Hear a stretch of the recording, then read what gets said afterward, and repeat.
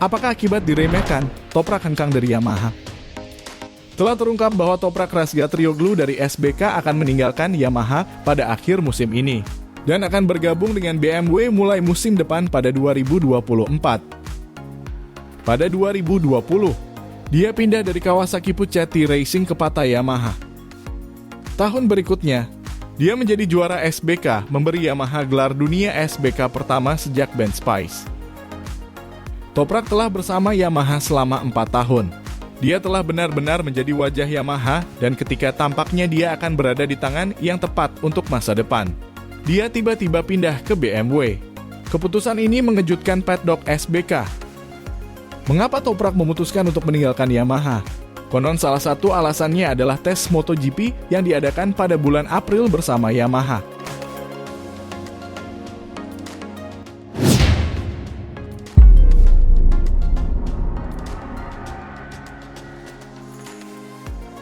Toprak mengendarai Yamaha YZR M1 di Jerez yang dianggap sebagai ujian. Apakah dia pantas ke MotoGP musim depan? Namun catatan waktu Toprak saat itu jauh di bawah ekspektasi Yamaha. Direktur Yamaha Lin Jarvis dan Massimo Meregali selaku tim direktur Monster Energy Yamaha MotoGP membuat komentar yang bisa dianggap sebagai kekecewaan. Dia tidak mungkin ke MotoGP. Butuh banyak waktu untuk melaju cepat. Di SBK Toprak lebih cocok katanya. Tapi kali ini justru Toprak yang dibuat kecewa oleh Yamaha. Alasannya, motor yang disiapkan Yamaha untuk tes MotoGP Jerez tidak ada penyetelan ergonomi atau posisi berkendara yang pas dengan Toprak, meliputi pijakan kaki atau footstep dan posisi jok. Toprak yang sudah lama mengendarai motor superbike Yamaha R1 di SBK seharusnya memiliki informasi yang cukup tentang posisi berkendara MotoGP untuk meresponsnya. Akibatnya Kenan Sofuoglu, manajer Toprak, sangat marah karena tidak ada yang dilakukan oleh Yamaha untuk persiapan ini. Dikatakan bahwa Sofuoglu memutuskan untuk mengakhiri kelanjutan hubungan dengan Yamaha, termasuk SBK, pada saat itu. Karena Yamaha tidak berniat membiarkan Toprak balapan di MotoGP sejak awal. Yamaha sepertinya meremehkan Toprak atau lebih tepatnya Sofuoglu, yang menjadi manajer dan mengatur segalanya untuk Toprak. Kemarahan bos Toprak tidak hanya sekali ini saja. Dulu, transfer kejutan Toprak dari Kawasaki ke Yamaha adalah karena kemarahan Sofuoglu atas penanganan Toprak oleh Kawasaki di balap ketahanan Suzuka 8 Hours. Dia hanya dipanggil ke sirkuit tetapi tidak diizinkan balapan di sesi final. Memang tidak ada tempat bagi Toprak di MotoGP, namun tidak dipungkiri bahwa riding dan karakter Toprak di SBK terbilang langka. Dan Yamaha akan tetap mengikut sertakan Toprak sebagai pembalap Yamaha. Sehingga untuk mengikatnya, Yamaha memberi Toprak kondisi yang luar biasa sebagai pembalap SBK. Bahkan pembalap top seperti Jonathan Rea dari Kawasaki dan Alvaro Bautista dari Ducati memiliki kontrak tahunan sekitar 10,7 miliar rupiah. Dan nilai kontrak Toprak infonya 1,5 hingga 2 kali lebih banyak dari itu. Yamaha mengira tidak mungkin dia akan mengesampingkan ini, tetapi Toprak atau lebih tepatnya manajernya menolak dengan begitu mudahnya. Sehingga Yamaha kesal. Namun, mencari pembalap papan atas untuk menggantikan Toprak di SBK saat ini adalah tugas yang sulit. Dan Yamaha terpaksa harus segera menangani komposisi tim pabrikan di SBK Yamaha musim depan dalam beberapa bulan mendatang. Yamaha kini kena dampak dari salah penanganan pembalapnya.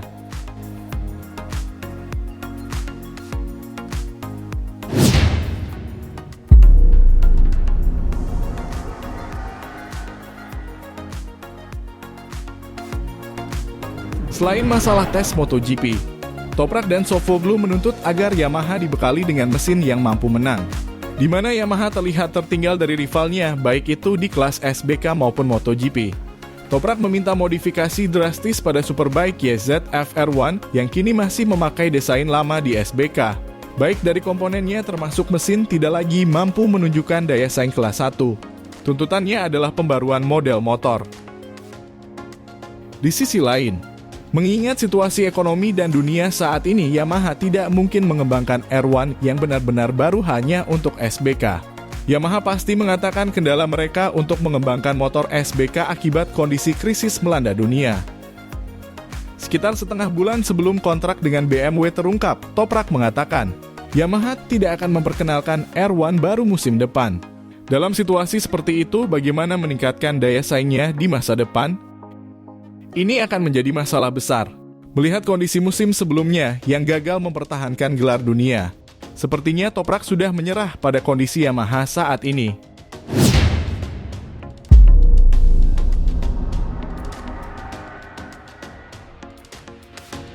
Tapi apakah Toprak mampu menang dengan BMW?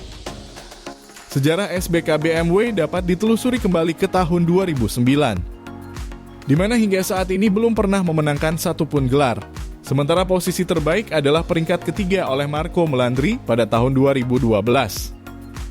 Setelah mundur sementara dari SBK pada 2013, BMW hanya menang sekali sejak 2019 ketika kembali ke balapan.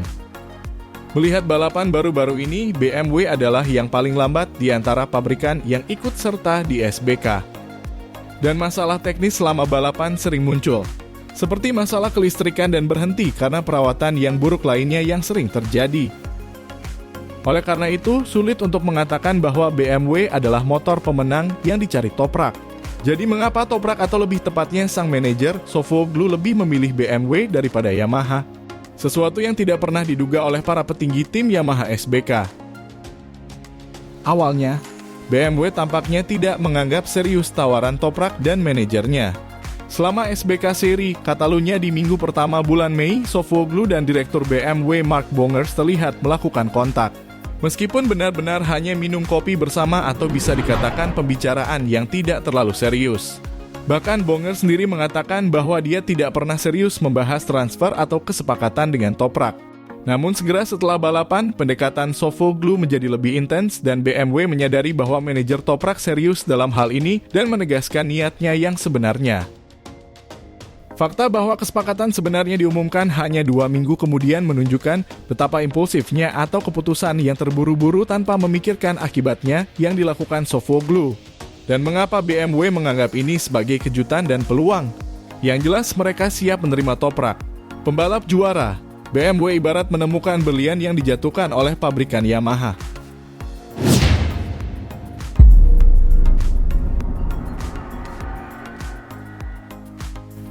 Apakah BMW akan ke MotoGP bersama Toprak? BMW berencana untuk berpartisipasi di MotoGP di masa depan dan telah berpartisipasi di SBK sebagai pertarungan pendahuluan. Untuk itu, dia berusaha mendapatkan kepercayaan diri dan prestasi yang dapat memenangkan basis teknis. Dan yang terpenting adalah ikut dalam balapan. Untuk itu, BMW telah melakukan banyak investasi dengan semangat melakukan apapun yang mereka bisa, meskipun hasilnya saat ini belum memuaskan. Dan Toprak adalah salah satu pembalap yang bisa ikut mengembangkan motor. Pembicaraan transfer Toprak yang goyah di Yamaha bermunculan dalam beberapa bulan terakhir, dan tampaknya menjadi kenyataan. BMW sepertinya telah bergerak sekuat tenaga untuk mengakuisisi Toprak segera setelah mereka menyadari bahwa itu serius. Tentu saja, ini juga berlaku untuk biaya kontrak dan kemungkinan mendatangkan Toprak. BMW harus menyiapkan jumlah yang melebihi biaya kontrak tertinggi dalam sejarah SBK. Faktor nilai kontrak dan jaminan teknis tampaknya akan sulit ditolak oleh manajer manapun. BMW melakukan segala cara agar BMW M1000RR menjadi mesin pemenang. Pada tahun 2021, BMW memperkenalkan M1000RR yang bisa dikatakan sebagai spesifikasi sirkuit dengan semua peralatan yang ditingkatkan dari BMW S1000RR yang tersedia secara komersial, sebagai homolog untuk berpartisipasi di SBK. Pada tahun 2023, model baru dengan aerodinamika yang benar-benar baru diumumkan.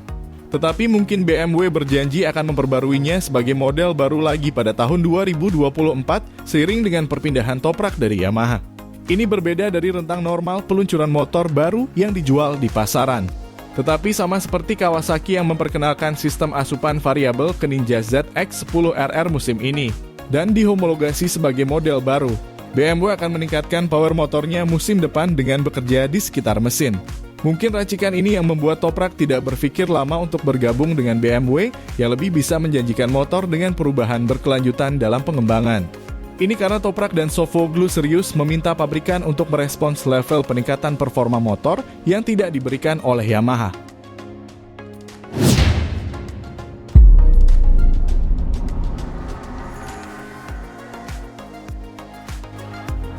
Di MotoGP, tidak hanya Honda, tetapi juga Yamaha mengalami keterpurukan.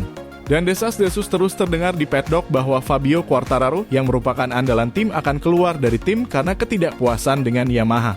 Apa yang dilakukan Yamaha baik di SBK dan MotoGP terbilang mirip. Melakukan perubahan yang minimal. Paling tidak bisa dilihat dari hasil dibandingkan kompetitornya. Fabio Quartararo berlaga di MotoGP musim 2023 tahun ini dengan mesin baru yang dia minta. Dan seharusnya lebih kompetitif dibanding musim lalu. Melihat bagaimana El Diablo menjalani musim ini adalah hal yang mengecewakan.